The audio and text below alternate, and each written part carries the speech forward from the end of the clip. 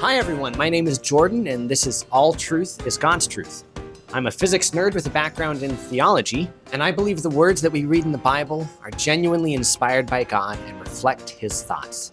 In this podcast, we'll mostly be talking about theology, but I may occasionally venture out and talk about a bit of science, or history, or even philosophy. Thanks for joining us.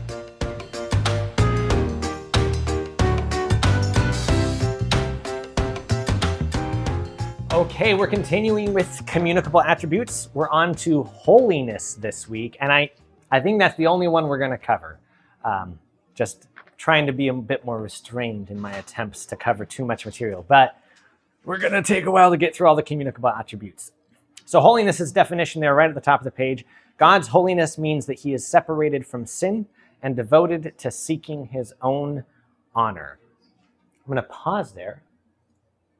This is one of the first instances where we encounter a recurring theme throughout systematic theology, where it's important to pause and recognize that things that are very appropriate for God to do are actually not appropriate for humans to do, especially when it comes to things like seek your own honor or be worshipped. Right? It's appropriate for God to be worshipped. It is very inappropriate for a human to be worshipped. And that can cause some conundrums because there are a few times in Scripture where maybe you look at something and go, well, that doesn't seem like something I should do, so why is God doing that? And to some degree, I think part of the answer is, well, it's appropriate for God to fill that role, have that office, do that thing, even though for a human it wouldn't be. And it has to do with the fact that he's the God, He's the ruler, He's the king, but we are not. So just for example, judging the nations, right? That's not really our job. We may have a role to play in it in some way, sometimes explicitly with the Israelites. They're told that they're judging the Canaanites. That's why they're moving into the land. But without that information, right, we're not just supposed to go, I think this one country's terrible. God wants us to destroy it. That's not our role, even though it's right for God to judge nations. Okay, that's the pause. The meaning of the word holy in the Bible, there's actually a whole word in Hebrew that is holy and holiness and making things holy, and it's kind of unique in the history of languages. It's this concept that mostly emerges out of this Hebrew culture, and what it means is that separated from sin, and in some cases it's pure, right? It's morally pure. So something holy is set apart from common use. It is clean and pure. Could someone read Leviticus 10:10? You are to distinguish between the holy and the common, and between the unclean and the clean. So again, there's holy things that are set apart. In this case, it's not even necessarily bad to be common, right? A normal pot is a normal pot. That's fine. But then there's a pot that's set apart for God's use, to serve God in the temple. That's a holy pot. And you're supposed to distinguish between them. You don't just go grab the pot from the temple and just use it for whatever, right? It's somehow set apart for God to serve Him. And similarly, the unclean. This is kind of a nice clue as to that, for us, maybe bizarre seeming clean versus unclean distinction in the Old Testament, particularly with food, that some of the lesson that we're trying to get across there is the distinction between the holy and the common, the clean and the unclean. Not that God made pigs and went, oops, shouldn't have done that, but that for reasons that maybe have some biology, maybe not, they look at the pigs and they go, okay, this is going to represent something common, something not holy, and that we will dedicate ourselves to what is holy. Okay, the most holy place was the place most set apart for God and devoted to His presence. Could someone read Exodus 26:33? And you shall hang the veil from the clasps, and bring the ark of the testimony in there within the veil, and the veil shall separate for you the holy place from the most holy. So this is actually alluding to, in the tabernacle, there's actually kind of two layers of distinction. There's the holy place, which is basically everything inside the curtain in this tabernacle. Everything there is, you're in the tabernacle. This is God's dwelling place.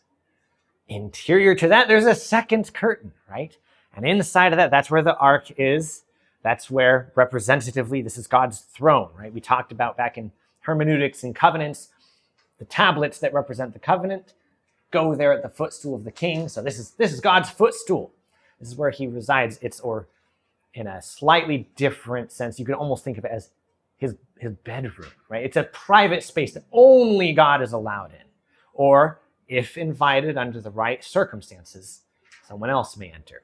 But it's the most holy place. It's not just holy. So, okay, we have space that's set apart for God's service. Similarly, we have time set apart for God's service, a whole day. So there is a day set apart from ordinary use and devoted to honoring God. Could someone read Exodus 20:11?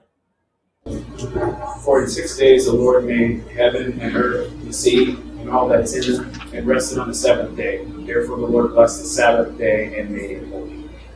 So this is the Sabbath, right? This is the last day of the week. God works and works and works and then rests.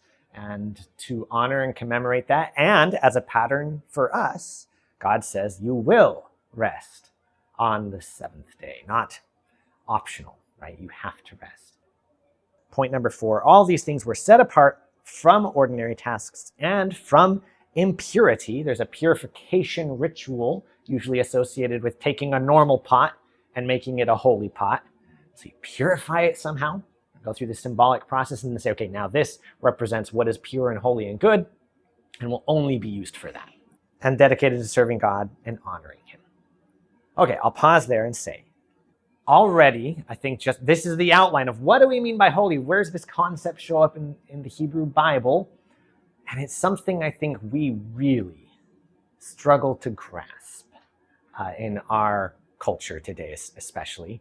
Perhaps Christians generally, because we've never had a temple structure, but especially in the modern West, where we have a church building that we often use the sanctuary both for worship and for, Friday night community concerts or something. Or church is right here in your living room and your kids potty train there, like that's not a holy space, right? And similarly with time, right? Like we get busy on Sundays, we get busy on whatever day it is that we're setting apart to be a holy day if we do that. Which that's a whole other thing. Sometimes Christians think Jesus said he's the Lord of the Sabbath and Sabbath was made for man, not man for the Sabbath. So we don't need this Sabbath thing anymore. We don't have holy time and holy space. And so what is this holiness thing? Versus the Israelites who were warned, consecrate yourselves, don't come too close to the mountain, don't come too close to the tent. It's dangerous how holy God is. If you saw the email, I chose the sun, an eclipse picture of the sun, but the sun as the image for this week's little email banner. Because I think that's a somewhat common, but if not common, a very helpful analogy for what do we mean by holy. It's not bad. It's not because God's angry and that's what makes him holy. And that's why you got to be careful around God. It's just so pure and so refined that if you go out and you just touch it, it's very dangerous for you. So, okay, I'll pause there, and I'm curious if that's resonating with people, or do people disagree, or maybe you feel like there's some area where we do get a sense of what it means for something to be holy. I can't answer directly to what you just asked, but I was reading through it, and undergrad Bible school, they made us take off Mondays. Mm. They said most of us would be going into ministry or doing something on Sundays and Saturdays, doing ministry all the time. Yeah. If we didn't put in place a day that was going to be set apart, then we would get into the habit of being busy all the time. All the time. And people kept petitioning to take classes on Monday. We're like, if we had classes on Monday, we could get more done. And all of us are like pretty frustrated. But after 3 years of doing that, I'm like, I need to take a day off. And so every week we write a commitment that we had taken some time off, at least 12 hours, that we either committed to prayer or committed to just resting our bodies, that kind of thing. Yeah. And they were about full body, like you had to run. You had to work out, in school. Yeah. Every degree program, if you had a waiver because you couldn't do something, then you had to say what you were going to do instead. So they were pretty hard about like learning. Actually, they were compassionate. So if you broke the rule, they're just like, well, we want you to understand why we're doing this. Yeah. And so, but we had Mondays off because most people did ministry on Sunday, whether we did like homeless shelter or, Yeah. Yeah. No, that's it. For that was people what I in was- ministry in particular, ironically, I think it's harder because the time is like, that's the busiest day of the week for you, right? Yeah. Not a day of rest, And, right? and Saturdays usually you're prepping. Prepping for that. And so they were like, Monday, there were no classes. Yeah. You could not do it. And so, That's really neat that they It is. recognize that. Yeah. Yeah. Thank you for that comment. Thanks, Karen. I just had a question. Yeah. A historical question. It just popped into my mind. I know things are different in modern Jewish practice. They, in my experience, have tended to they'll go to the synagogue and do a service on Saturdays and holy days and things like that. I was wondering, in Jesus' time, did the priests also take the day off? Could people come to the temple and do their sacrifices and their worship and their schooling and all, because all of that happened all the time. It was a sort of community place. But did the priests also take that day off? Like everything was shut down? That's a good question. I don't know for sure. But in general, in the descriptions of the Sabbath that we get in the Old Testament, you are prohibited from doing labor, but temple work was worship, and thus I think was permitted on Sabbath. Now it's a good question. Do the priests get a day off? How far does this holiness and rest extend? Sorry, that's No, it's totally fair. And I don't know, but it is important to remember there's not one priest. There's one high priest, but there's not one priest. And so I think it's reasonable to suppose that, yes, the priests would have been allowed time to rest. And it could have been that Sabbath was somehow organized such that it was not a especially busy day for them in other ways. By the time Jesus shows up, what's mostly happening on Sabbath is not temple activity, it's synagogue activity. But in the Old Testament, we don't have synagogues quite the same way yet. So I don't know. That's a good question, though. Worth digging into. Yes. So this holiness idea coming from an Hebraic idea. We also have this sense in Egypt, and I feel like in Eastern culture there is this temple holy space we don't go into idea. So your question is, to what degree do we find this elsewhere in the ancient Near East? Yeah. Probably to some degree more so than in our culture. Yeah. I would imagine. But I think it's fair to say that in the Hebrew Bible, the way it gets described is unique. In particular, the fact that there's no idol to go and put sacrifices down at his feet. In fact, you don't even get to go into the room where supposedly you would normally put an idol. Instead, it's just so pure, so refined, so holy that you can't represent him with something material. But Yeah, I don't know of any other religion that takes a stance of like you cannot interact with God. It is just like most other mythologies, gods do kind of once in a while wander around, you know? And that's just in the Bible, that is not a thing outside of Jesus, right? It's just. I wouldn't say that you can't interact with God, right? Not physically directly. But not physically and directly. Like you couldn't just bump into him down the street. Like even the burning bush, it said the angel of the Lord was there, right? Yeah. It talks about an angel. Yeah. There was almost an indirect. It's like God just outside of like Eden, he just wasn't there anymore, right? Like it just didn't happen, right? So I would maybe push back on that with Moses' theophany on Mount Sinai that we discussed last week, where he walks in front of Moses and says, "The Lord, the Lord."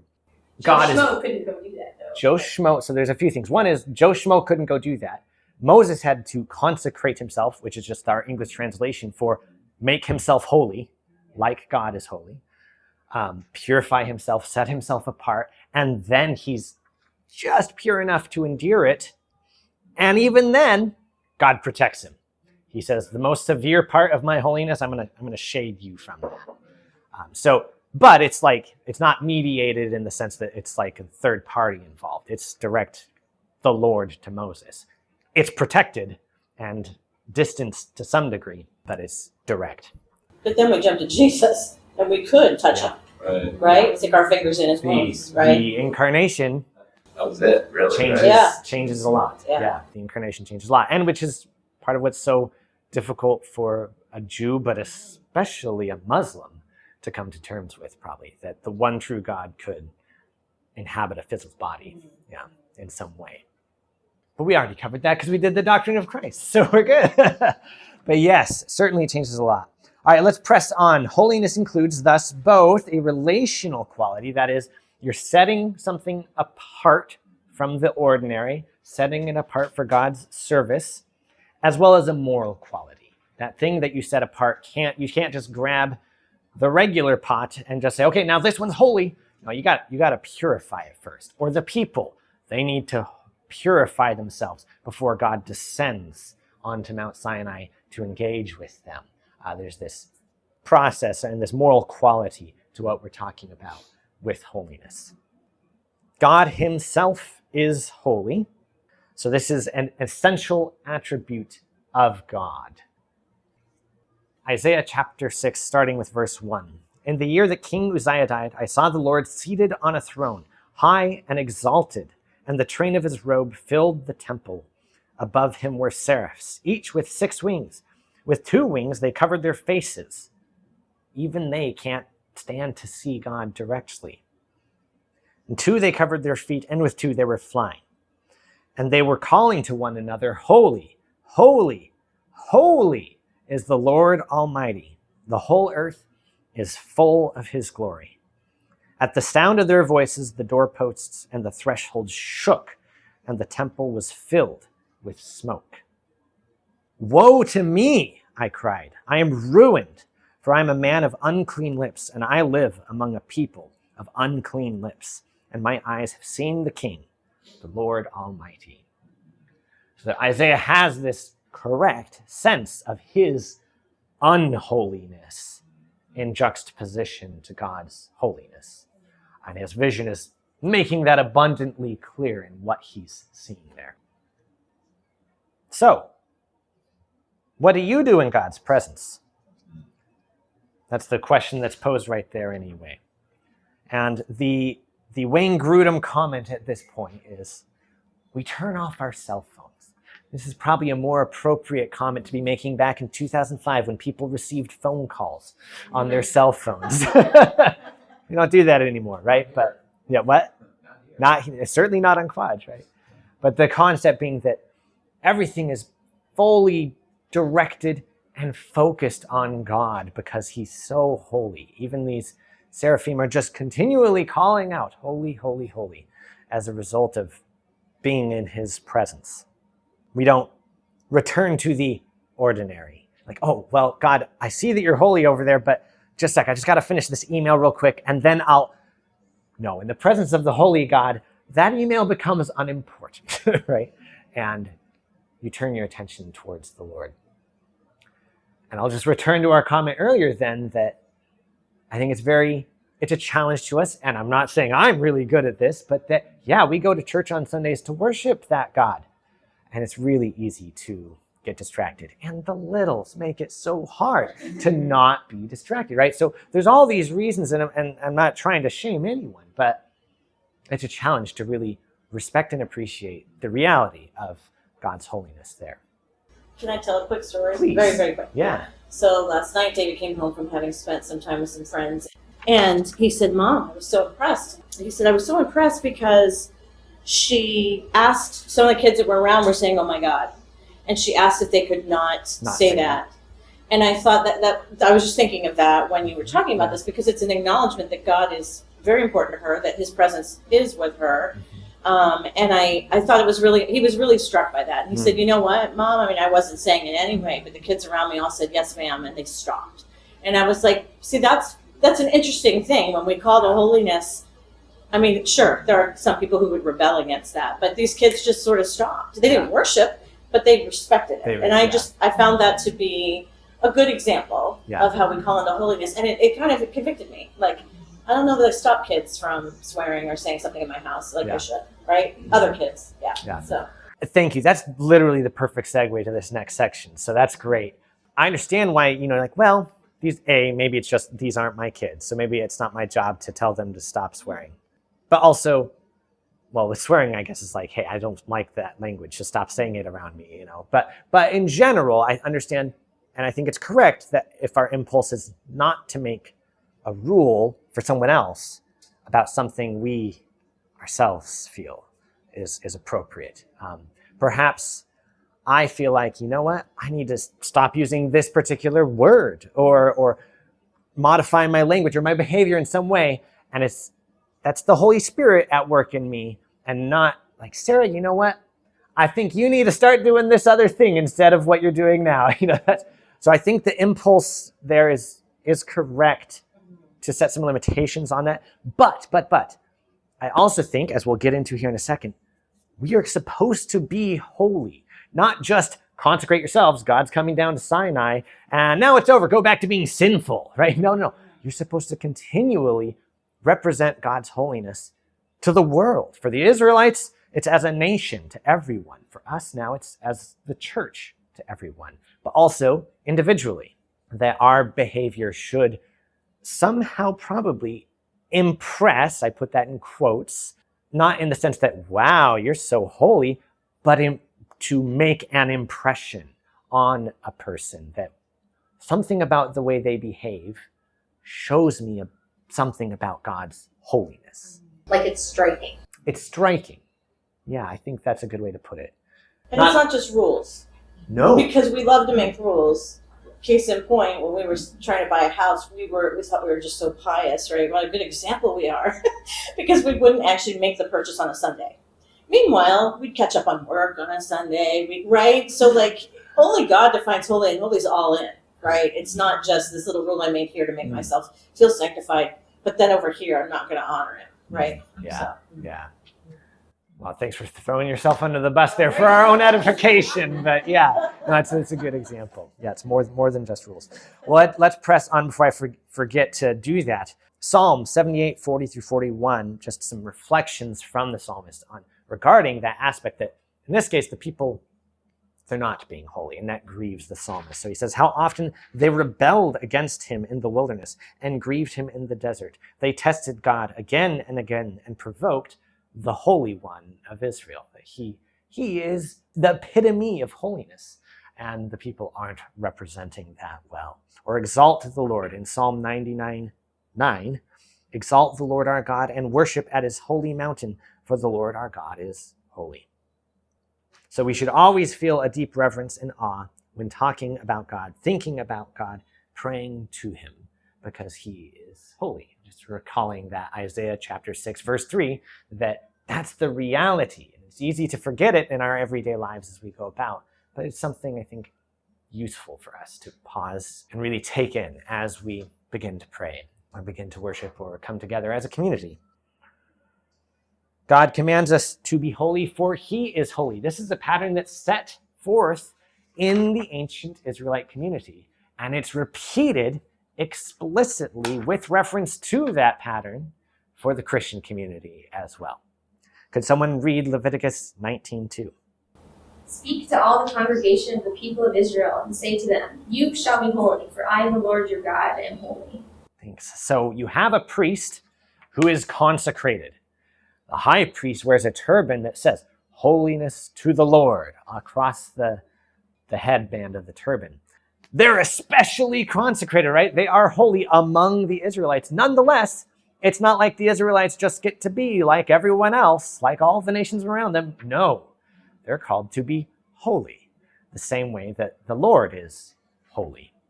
They're both set apart for his service, as well as they're supposed to be morally pure. They're supposed to reflect that goodness and pureness of God.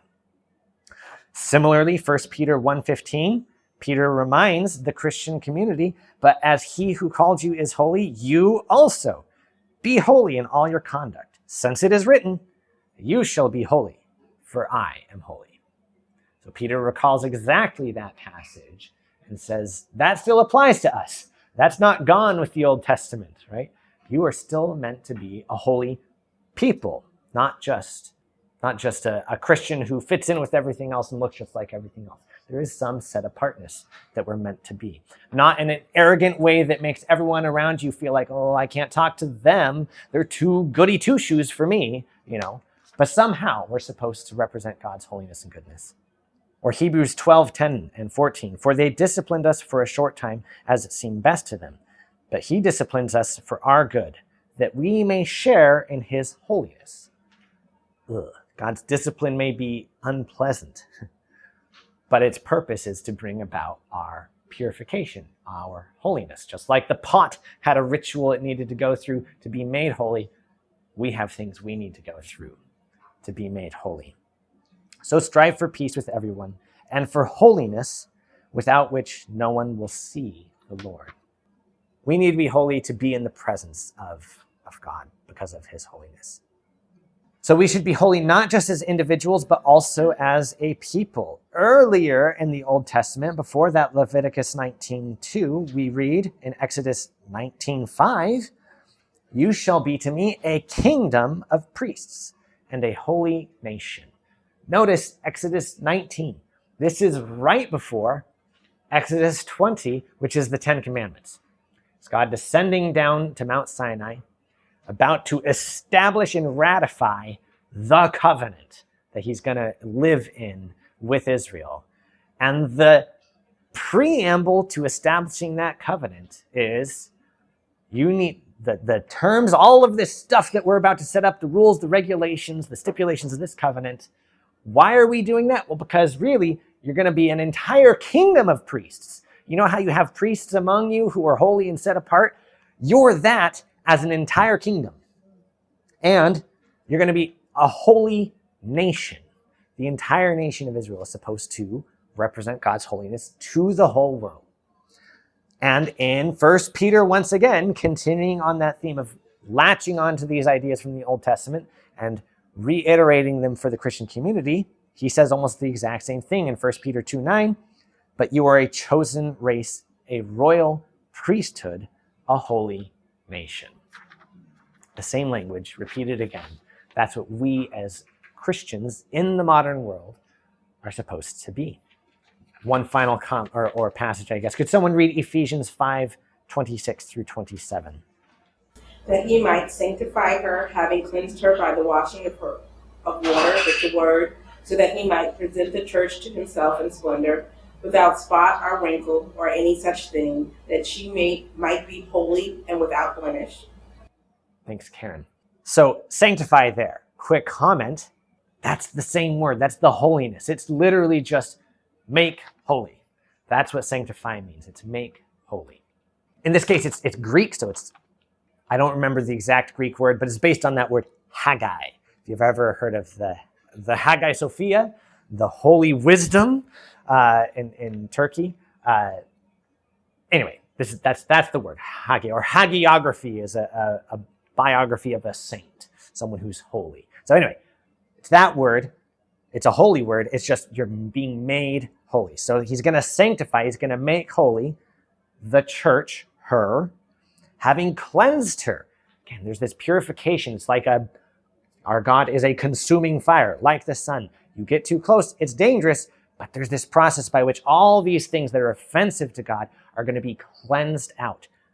Maybe through discipline, maybe through harrowing life experiences, maybe through who knows what, or gentle comment from a friend, whatever it may be. God's going to work on cleansing you, me, all of us, washing with water and the word, so he might present the church, all of it, to himself in splendor, now pure, without all those blemishes and offensive things that make it so we can't stand in God's holy presence. So we'll be without spot or wrinkle or any such thing, that she might be holy and without blemish. Okay, that's where we're all supposed to be headed.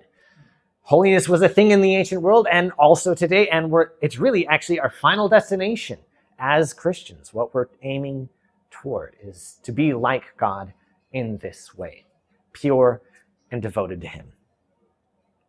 All right, one more little passage here, and then we can pause for some reflections. But growing in holiness involves removing from our lives things that defile us or make us impure before God. 2 Corinthians 7:1, since we have these promises in context, these promises being that God's going to dwell among you because you're his temple. So God is dwelling among us. Because of that, well, we need to look like the temple looked. We need to be set apart and holy. There was all these purification rituals for the fabric and the pots and the basins and the water and the stones and everything that when the temple had to be purified. So let us cleanse ourselves from every defilement of body and spirit, bringing holiness to completion in the fear of God. That's what we're doing when we make ourselves holy. We're effectively going right through Exodus chapter 35 and beyond. Just do that again, but for yourselves and your lives, right? Because we are his temple. And finally, Zechariah actually prophesies, looks forward in time, and sees a time when everything on earth will be holy to the Lord. Pulling that language out of the temple description and saying, that special passage that was written on just a couple of things that went in the most holy place? Those things are going to be plastered on all the ordinary things.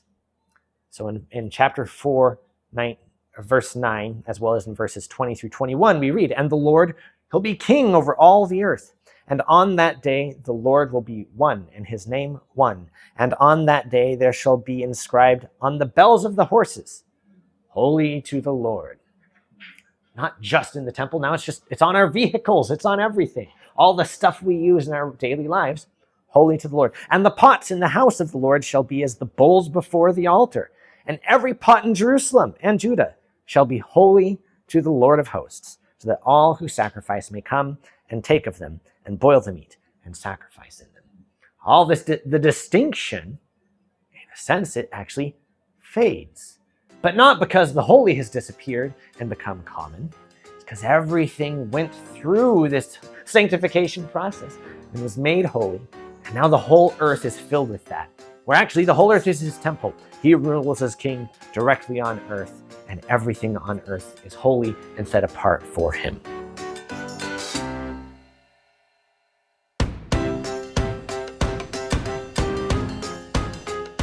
Thanks for listening to this episode of All Truth is God's Truth. We would love the opportunity to help more Christians grow in their faith. If you've benefited from this podcast, consider sharing this episode with a friend and leaving a 5-star review on Spotify, iTunes, or wherever you listen to podcasts. If you'd like to dig even deeper into the Bible, you can follow us on Facebook at facebook.com/ATIGT podcast, where we'll be releasing a series of posts designed to help Christians learn some of the historical and geographical background of the Bible. Feel free to reach out with any questions you have about the Bible or topics you'd like to see covered in a bonus episode. We hope to see you next week. Bye.